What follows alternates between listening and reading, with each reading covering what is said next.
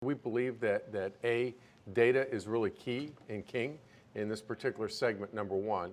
And number two, as one of the things that we're trying to drive in this particular segment in this industry, as related to thought leadership, is we really would like to drive transparency up and down and throughout the supply chain and into the parts. And so have begun conversations, a little bit lower there, okay. We've begun having conversations with them on how we can drive the technology and the intellectual property that they use at GS1 into the MRO space on a big time scale. So with that, Rich, I will turn it over to you.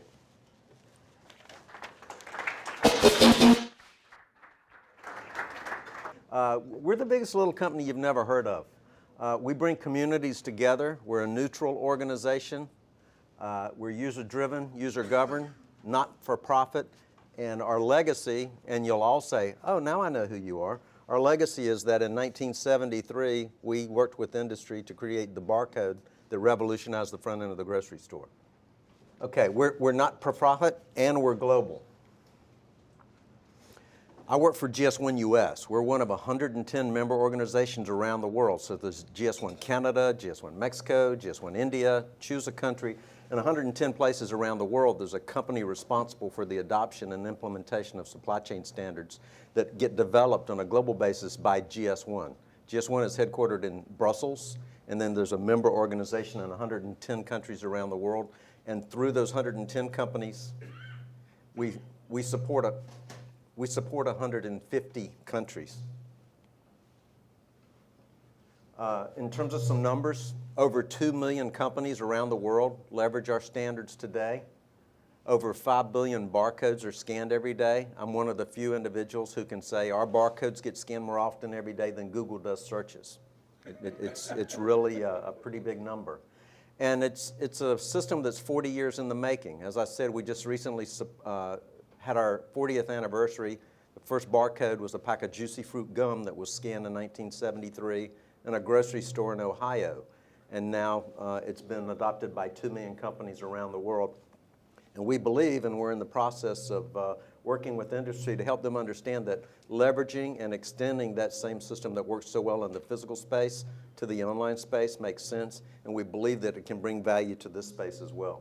It allows people to identify, capture, and share information regardless of where they are. So these standards are adopted, translated, and used, like I said, around the world, so that anybody who needs information can find it and understand and share it no matter where they are. We break it into 3 big buckets: identify, and we have identification numbers that people use for companies, products, locations, assets, and more.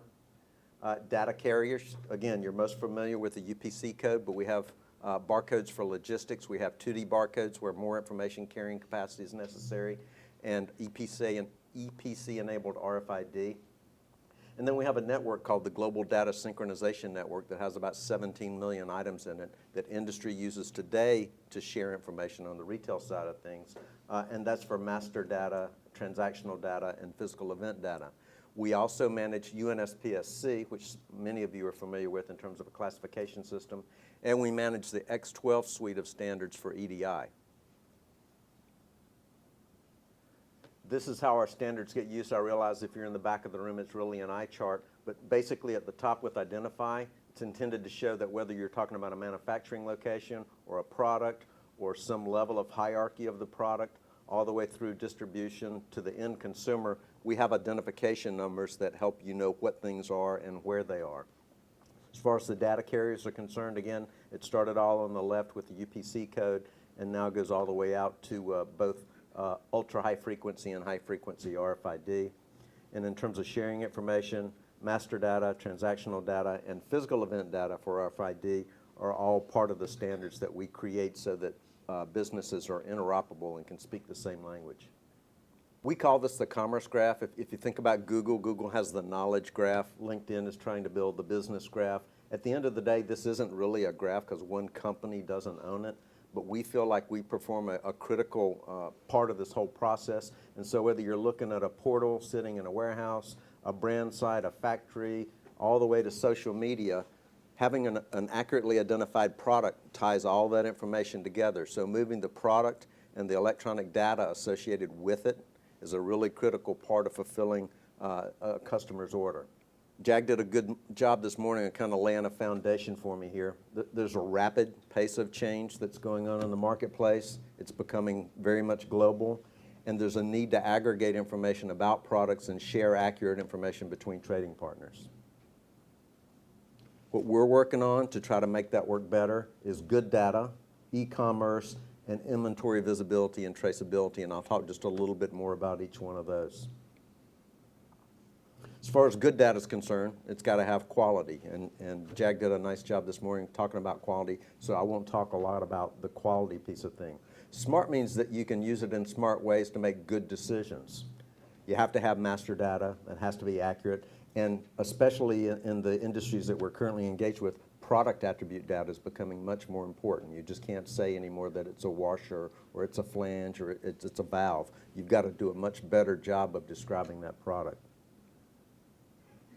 As far as e-commerce is concerned, people are searching now for products online where historically that hasn't taken place.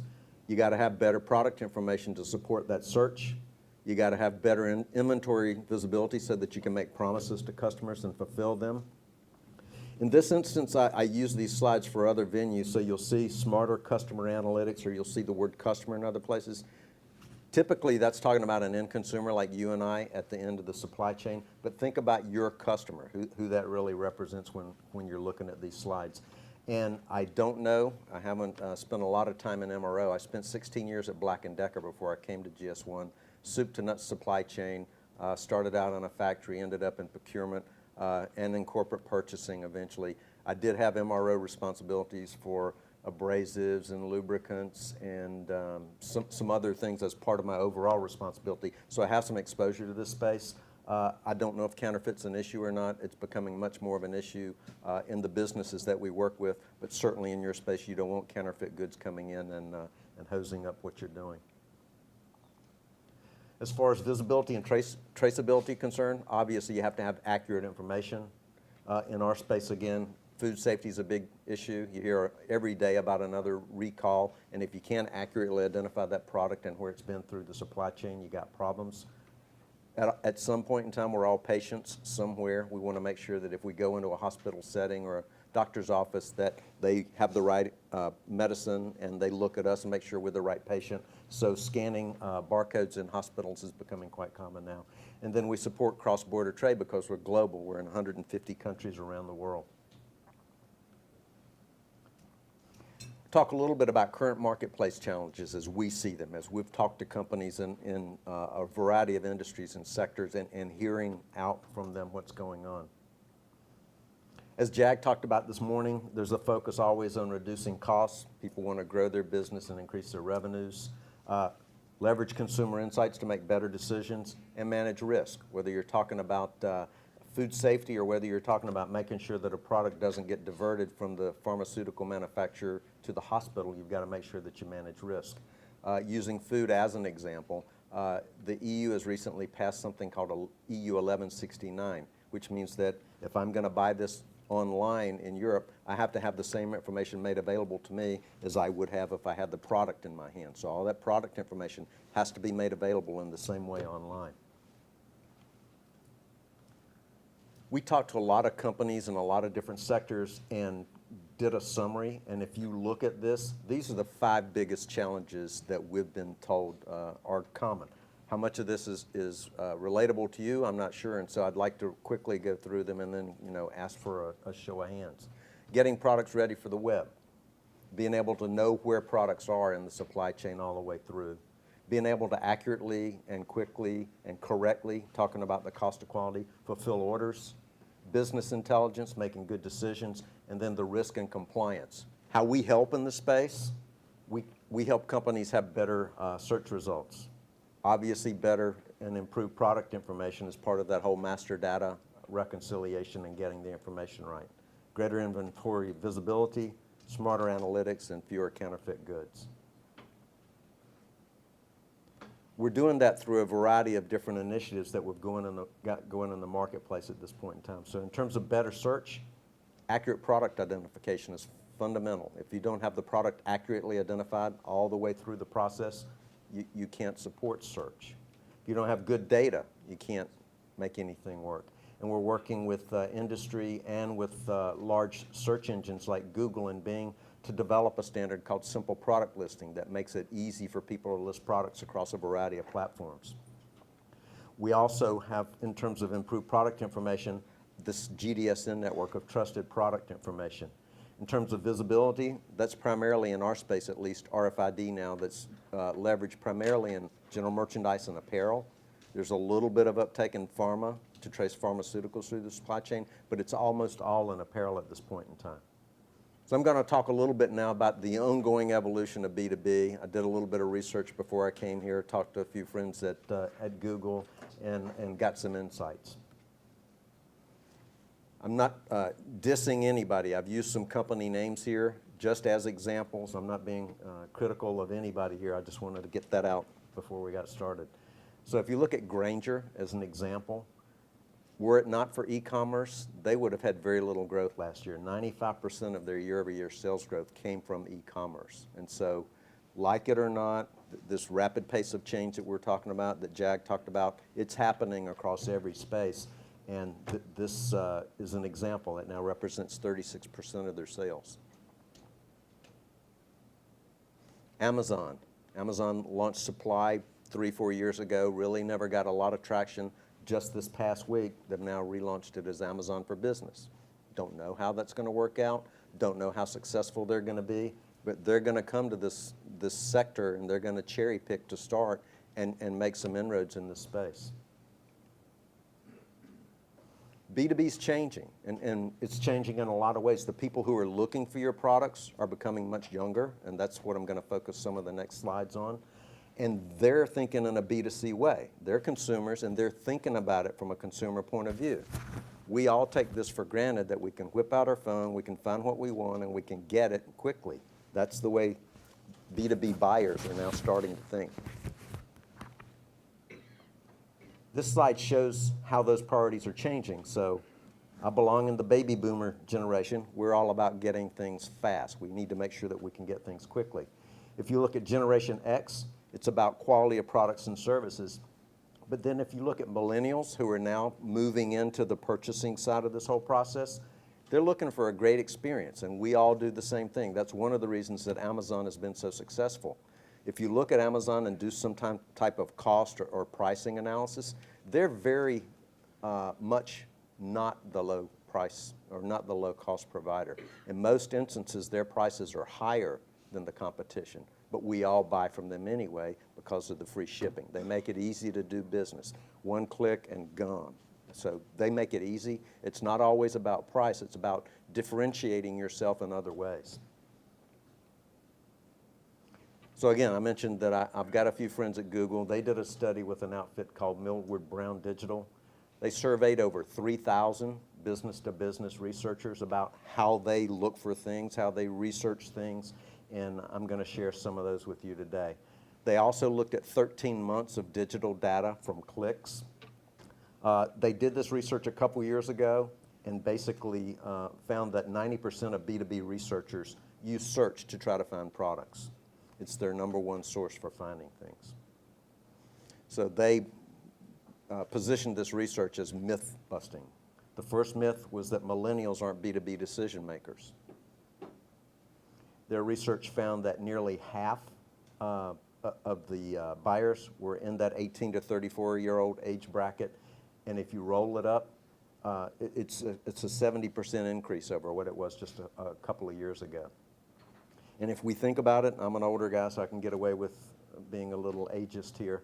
The oldest people in this group were born about 1980, and they don't know anything but a modern-day internet. They don't have any basis of what's this new thing called a computer. I remember when I got my first laptop, some of those things. They don't know anything but an internet-enabled world, so that's the way they're thinking about this thing.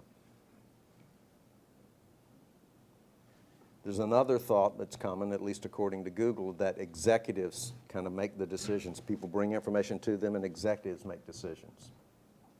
Their research found that millennials have some type of influence in over 80% of decisions, and almost a quarter of the time they have the final sign-off authority. So young people are starting to make B2B purchase decisions. The next myth is about brands, and I understand, again, in this space, some people think a lot about brands, a lot of people don't. It's clear from the Google research that 71% of people, when they start looking for an item, aren't looking for a particular item. They're looking for the product first, and then they'll narrow their focus and start trying to find the brand. On average, they do 12 searches before they find something, and 90% of researchers use search to find something that they're looking for. This one was very interesting to me. I know that mobile has impacted the retail space in a big way. I didn't realize that it made the same kind of inroads in the B2B space. 91% of people looking for B2B items use mobile in some form or fashion. 42% use a mobile device during the purchasing process, and mobile purchasing rates were up over 20% in the last couple of years. There's been a 91% growth throughout the entire purchase path of the use of mobile. So, no surprise, B2B is undergoing a massive transformation. Retail is as well. Industry in general is going this massive transformation. In your case, younger buyers are starting to drive real changes, and so you've got to think, like Jack said, in new, innovative ways in order to meet their needs. They're looking for search at the front of the purchase process. They're not thinking about brands. They just need to find that thing. And that's why accurately identifying the product and making sure that it's identified in the same way all the way through the process is so important. Because if I'm looking for something and I can't find the thing I want to buy, we're going to have problems. Influence and decision making are happening far earlier in the process. And mobile and video are playing a very increasing role. I didn't include the slide, but the results were something like 20-odd% of B2B buyers now watch a video about a product before they buy it. So video's even starting to creep into this space. So we'll talk a little bit about improved product information. I chose a random thing, a glove, and used it as an example. Nothing against Kimberly-Clark, just used their product. As I mentioned before, we've transformed physical retail and changed it. The efficiencies, the billions of dollars that have been saved in this space are innumerable. In the early days, the people who had to put barcodes on their product and the people that had to buy machines and equipment for the front end of the stores and build the systems all said, no, no, no, no, no, we don't want to do that. It's too costly, it takes too much time, it's too much work. But you can't go to one of them now and say, would you ask for that back? Do you want to get rid of barcodes? Because so much business intelligence, so much efficiency has been brought into the system through that transparency so that I know every time what something is. The same isn't true in the world of online commerce, and because so much of what's happening in this space involves search, I use search just as an illustrative example of that. If I took that glove, which has a number of 55082 as the item ID on this page, and put it into a search engine, I don't have a lot of luck.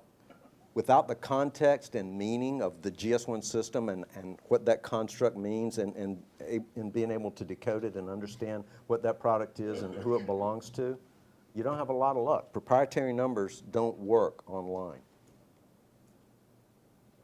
I went to a couple of industrial type sites. Lots of 55082s, because when you use a proprietary number, you have no way of knowing whether you're using 55082 and Jag's using it and Andy's using it and Jim's using it and Bernie's using it. It creates issues, right? So lots of 55082s, not many gloves if I'm looking for gloves. In this instance, a couple of gloves, but a lot of confusion, lots of other things. So I'm really not sure if I'm finding what I'm looking for. So from our perspective, the way to solve that problem is to adopt, use, and leverage the GS1 system of standards, accurately identifying products, making sure what they are, building this new sense of transparency that Andy was talking about. Will feel painful and uncomfortable to start, but at the end of the day, just like in the physical retail world, You'll benefit, your customers will benefit, the processes will benefit, you'll build efficiencies. Trying to build a little bit on what Jag was talking about this morning, the cost of nonconformance. If you shut a line down because you shipped the wrong product, because it wasn't accurately identified or properly identified, it's hard to quantify that. You know when you're holding the phone out this far that it's not a good thing, but it's hard to put dollars and cents to it. So assign G10s and validate them. We have a service where you can go and look online for any given number. I could look this number up and tell you what company it belongs to. We have a registry for that, and it's a global registry, so you can find out who owns any of these products in terms of the manufacturer. Use them in the web, use them in mobile. I've been working for the last year with industry to help them understand the value of including that number in their web pages, because behind the scenes, 63 or 4% of the traffic on the web now is machines. It's not people. Google bots, everybody else's bots are crawling the web 24/7, and if you put that number in your web page and the bots come by and somebody's looking for that thing, the connection gets made. So again, in terms of improving your data, finding the root causes, doing that analysis, that thinking, that analyzing that Jag was talking about, you got to do that. You got to leverage your existing data infrastructure or have someone like Andy help you do that when you're looking at your data and getting it right. You got to look at business processes and how to improve them or outsource them. In our world, we've spent the last 10 years building a set of nearly 3,000 standardized attributes that are used to describe products. So we've agreed on common attributes across the food and CPG space. You can keep your own and just map to them. You don't have to reinvent everything you do internally. You just map to an external set of standardized attributes, and that helps things work much more efficiently. In terms of the risk of not changing, to spend a little more time tagging on to what was said earlier today, again, I know that it feels like it's something that's difficult and hard. I don't assign those numbers today. Nobody uses UPCs, et cetera. Just using the electrical components as an example, many of them are also sold in the big boxes. When I worked at Black & Decker, I worked with Depot and Lowe's and Ace and all those guys. And if you go and look in the electrical space, it's not uncommon to see UPCs used in the electrical space because they're also servicing that market. I realize that not all of the products that you guys are associated with end up in a big box store, but if you ask the electrical industry if they feel like they gain value from having those identifiers in their product in their MRO space, I think you'll get a resounding yes. As far as the shadow was concerned, I really like that concept this morning. And again, if you think about this whole thing from a shadow point of view, if you get your data right, if you spend the time to get it right, you get your product accurately identified, you're going to throw a much longer shadow when people are searching for your products, trying to find your products and buy that thing again. You differentiate yourself in the marketplace. The transparency I understand because, like I said, I have some basic exposure, becomes an issue for some companies and say, I don't want people to know who's making this, or I don't want people to know that I make that. Those are issues that you're just going to have to deal with at some point in time, because if you don't, your competition will. So as transparency becomes more normal, the slide that Jag had showed the person with their head in the sand. I almost included one of those slides because it's not an unusual thing when I talk to people who don't want to change, who don't want things to be different, to say, not me, not now, maybe later. The time is now to start thinking about some of this stuff, because as you know, given internal business processes, even if you start now, it's going to take a while. You're going to have to build some internal processes. You're going to have to think about business processes and new ways of doing business. So get started now. Get started thinking about how you can do this moving forward. So again, this is a summary slide. Good content is basic to building a reliable, expanding, and profitable relationship. We believe that GS1 standards give you a higher level of data quality at a lower overall cost, and it makes for a better shopping experience for those people who are trying to buy your products. Get resources engaged now. There's no time like the present to get started on this. It will be a journey, guaranteed. I've been at this for 12 years. A lot has changed in the last 12 years. A lot more has changed in the last 2 years, and I assure you that next year we'll have some surprises we haven't even thought about yet. When people talk to me and say, I want to talk to you about how things are going to be in 8 years or 10 years or something, I just pull this out of my pocket and remind them that this is only 6 years old. We don't really think about it. We just take it for granted, but this has only been around for 6 years. So if we think we know what's going to happen 5 years from now, we don't have a clue. It hasn't been invented yet, but it will be, and you need to get ready for it. Thank you. He raised a question about master data, especially in this particular area, and I'll answer that question. Chris Moore's sitting back there too, and Chris Farraga. I don't think, and I don't mean to insult anybody, I don't think that we've ever seen a client or a prospect yet that actually has good master data. It's just not existing in this particular space, number one. In our space either. We've been working on this for 10 years. Yeah, and so it's one of the things that we continue to work on and strive on, and we've got a number of projects going on. One of the things that we've had discussions with GS1 about, and one of the things that we're interested in doing as part of, back to Jack's comment about what our core is that we're actually investigating how do we get together a sort of group of influential and large enough players in the MRO space to sort of start working on driving transparency, whether or not it's UPC codes, RFID, or whatever technology, up and down the MRO supply chain so that we can drive efficiency and more technology into that vein and take more labor out and make them more efficient, hopefully making all of you more efficient in your processes and also increasing the value you're doing. So it's one of the areas that we're looking at in terms of technology.